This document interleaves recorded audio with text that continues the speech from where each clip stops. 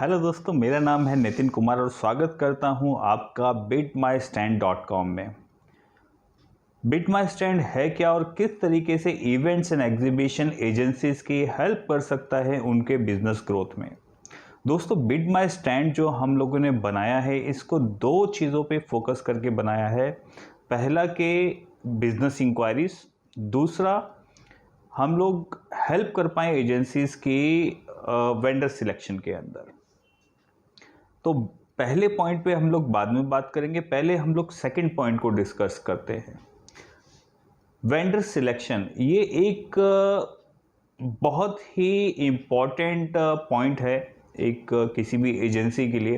देखिए, कभी कभी ये होता है कि हमारे पास उन लोकेशंस के प्रोजेक्ट्स आते हैं जहां पर हमारे पास वेंडर्स अवेलेबल नहीं है। लेट सपोज कि हमारे पास कोई साउथ अफ्रीका का प्रोजेक्ट आ गया, जर्मनी का प्रोजेक्ट आ गया, या फिर हो सकता है यूएसए का आ गया, साउथ इंडिया का आ गया, कोलकाता, भुवनेश्वर, ऐसी बहुत सारी लोकेशंस है जहाँ पे हमारे पास प्रोजेक्ट्स आते हैं। और ऐसा ज़रूरी नहीं है कि सभी के पास वहाँ की वेंडर की प्रॉपर लिस्ट हो और उनसे कांटेक्ट कर पाएँ। सेकंड, कभी कभी ऐसा भी होता है कि जब पीक टाइम होता है बिजनेस का, सीज़न का पीक टाइम होता है, उस टाइम पे जो हमारे रेगुलर वेंडर्स होते हैं वो काफ़ी बिजी होते हैं और कई बार वो हमारे प्रोजेक्ट्स को नहीं कर पाते। तो उस केस में भी हमें नए वेंडर्स ढूंढने पड़ते हैं। और वेंडर को ढूंढना, उनको प्रोजेक्ट शेयर करना, उनके साथ डिटेल में डिस्कस करना, उसके बाद उनमें से शॉर्टलिस्ट करके उनके साथ नेगोशिएट करना, ये सब एक टाइम टेकिंग प्रोसेस है जिसमें कि काफ़ी टाइम लग जाता है। और bitmystand आपकी इसी ज़रूरत को यहाँ पे सॉल्व करता है। वो कैसे? देखिए, यहाँ पे आपको वेंडर्स को खोजने की ज़रूरत नहीं है। वेंडर्स खुद आपके प्रोजेक्ट के हिसाब से आपको खोजेंगे। सेकंड, कि वो आपके प्रोजेक्ट्स के ऊपर अपनी बिड्स सबमिट करेंगे।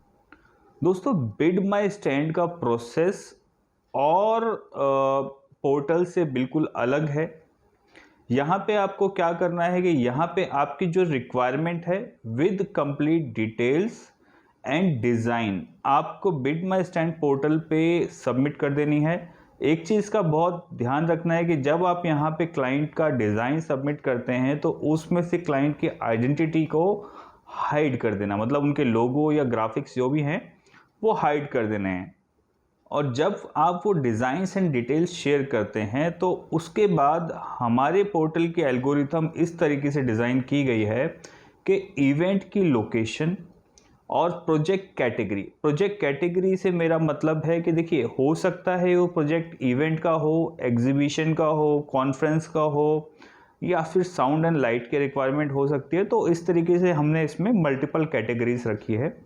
तो जो भी कैटेगरी और लोकेशन, इन दोनों के बेसिस पे हम लोग वेंडर को फिल्टर करते हैं और उन वेंडर्स के पास नोटिफिकेशन जाती है आपके प्रोजेक्ट की।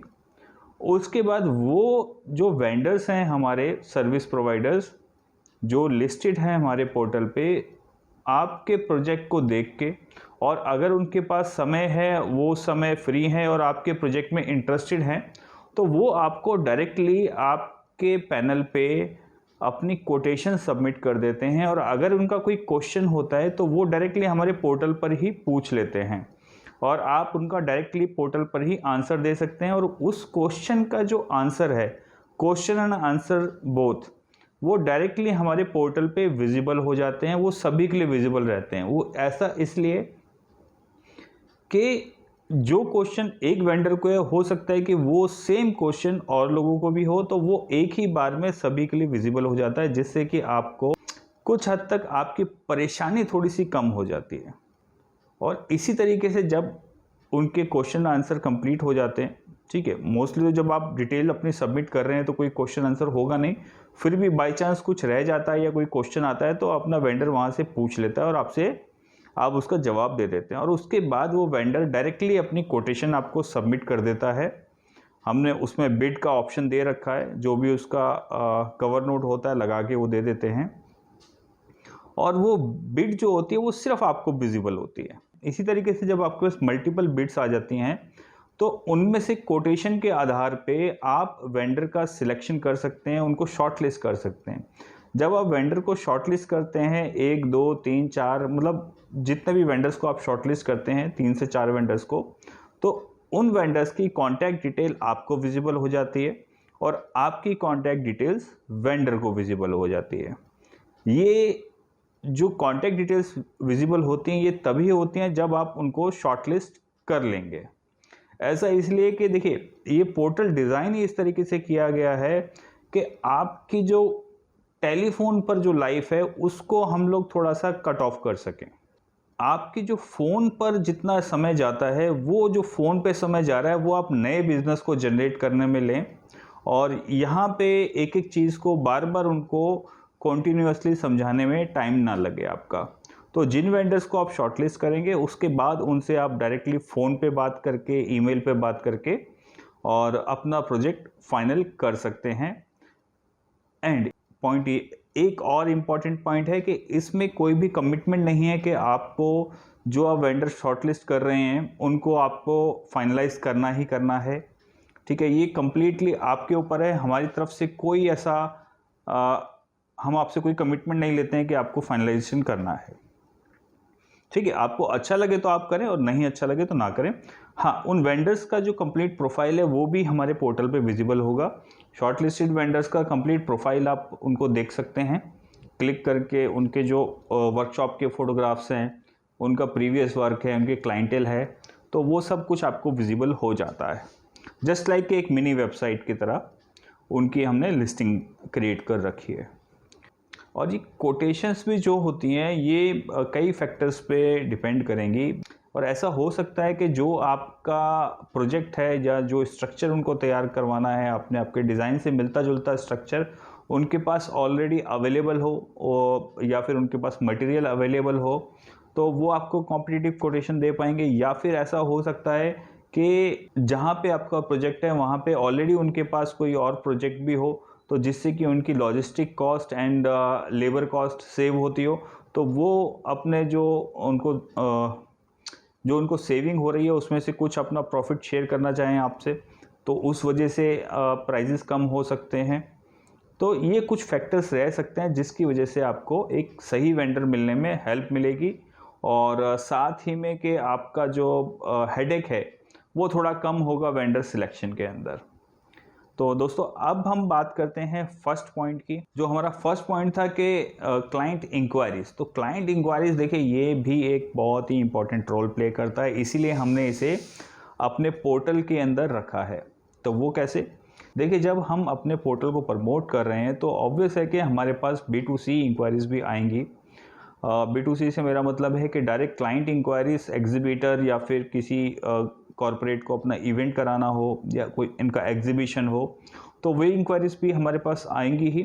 और वो इंक्वायरीज जो हैं कि वो डायरेक्टली हमारे जो आपका एडमिन पैनल होगा हमारे पोर्टल पे, वहाँ पर आपको B2C इंक्वायरी के अंदर शो कर जाएंगी। और अगर वो इंक्वायरीज आपके मतलब की हो, आपका उसमें इंटरेस्ट हो, तो आप उन इंक्वायरीज को एक छोटा सा फीस पे करके हमसे परचेज़ कर सकते हैं।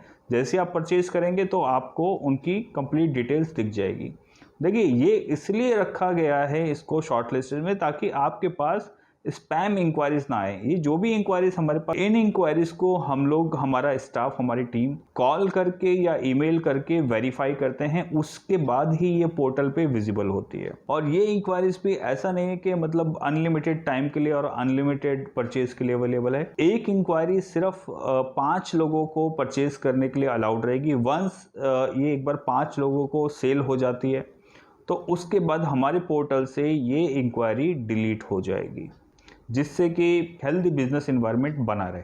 तो दोस्तों आशा करता हूँ मैं आपको लगभग ऑलमोस्ट सभी डिटेल्स शेयर करने में कामयाब रहा हूँगा। अगर फिर भी आपके कोई क्वेश्चंस हैं, मुझसे कुछ पूछना चाहते हैं डायरेक्टली, तो डिस्क्रिप्शन बॉक्स में मेरा ईमेल आईडी दिया हुआ है, उस ईमेल आईडी पे आप मुझे डायरेक्टली मेल कर सकते हैं।